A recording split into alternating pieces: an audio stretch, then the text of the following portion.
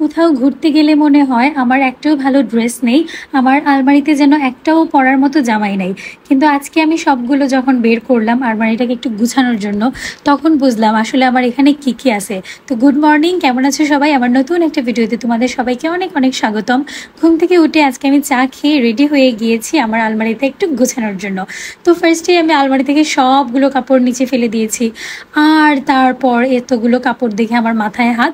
তো কোনো মতো আধা ঘন্টা সময় লাগিয়ে আমি সবগুলো সুন্দর করে গুছিয়ে রাখলাম। দেখো তো কত সুন্দর করে আমি গুছাতে পারি, তাই না? যাই হোক, সুন্দর মতো করে গুছিয়ে টুছিয়ে রেখে স্নান করে রেডি হয়ে এখন আমরা একটু বেরোবো ঘুরতে যেতে।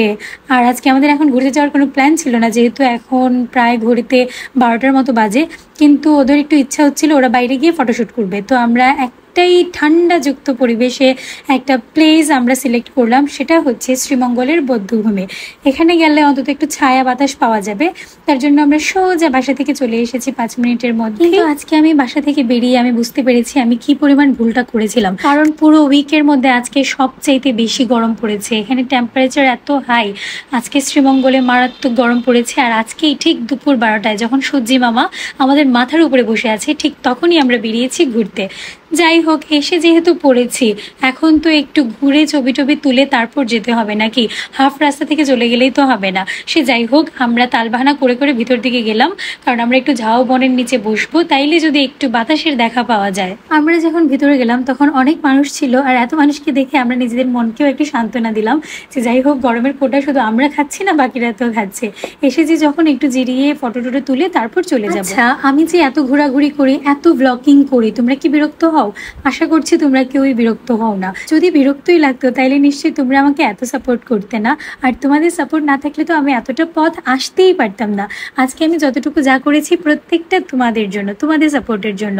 তোমরা সবাই আমাকে খুব ভালোবাসো, কিন্তু একটা কথা কি বলো তো, আমার আশেপাশে এমন অনেক মানুষই আছে যারা আমাদেরকে সহ্যই করতে পারে না, আমাদের ভালো ওদের ভালোই লাগে না।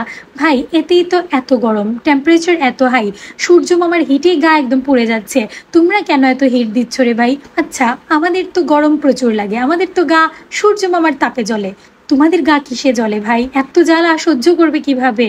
যাও যাও, একটু জিরিয়ে নাও। হ্যাঁ, তারপর মানুষের নিন্দে করে বেড়াবে আর অন্যের মেয়েদের পিছনে আঙুল দিতে আসবে।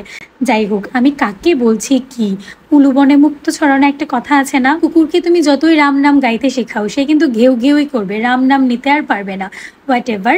তারপর আমরা এখন চলে এসেছি বাসায়। বাসায় এসে আমি খুবই টায়ার্ড। আগেই ফ্রিজ থেকে আইসক্রিমের ডাব্বাটা বের করে আমি আইসক্রিম খেয়ে নিয়েছি। ওমা, 20 মিনিটের মধ্যে এত বৃষ্টি শুরু হয়েছে, দেখে মনটা ভালো হয়ে গিয়েছে। তারপর আমরা দুপুরে খাওয়াটা সেরে নিয়েছি। আজকে দুপুরে আমাদের বেশ একটা বাঙালিয়ানা ভাব ছিল, সব ছোট মাছের আইটেম ছিল, সাথে শুটকিও ছিল। খাওয়া দাওয়া কমপ্লিট করেই এই বাইরে এত বৃষ্টি, তার জন্য আমাদের ইচ্ছে হলো ঝালমুড়ি খাওয়ার। নাগামরিচ দিয়ে বেশ ঝাল ঝাল করে আমরা ঝালমুড়ি খেয়ে নিয়েছি। তারপরেই আমাদের ইচ্ছে হলো একটু মোমোজ বানানোর। তার জন্য মা, আমি, বনু আমরা মিলে একটু বসে পড়লাম মোমো বানানোর জন্য। আর দেখো, অনেকদিন ধরে না বানাতে বানাতে আমি পুরো শ্বাসটা তুলতেই ভুলে গেছি, আমার ডিজাইনটা আসছিলই না। আর এদিকে মেয়োনিজটা বানিয়ে নিয়েছি। তো দেখো, মোমোগুলো দেখতে কিন্তু কিউটই হয়েছে, এতটাও বাজে হয়নি। এই তো মোমো হয়ে গিয়েছে। আর দেখো, মেয়োনিজটা দেখতে এত ডেলিশিয়াস লাগছে, and to be very honest, এটা খুবই টেস্টি হয়েছিল। তার মধ্যে সন্ধ্যা হয়ে গেল আর আমরা 3 জন বসলাম একটু টিভিতে।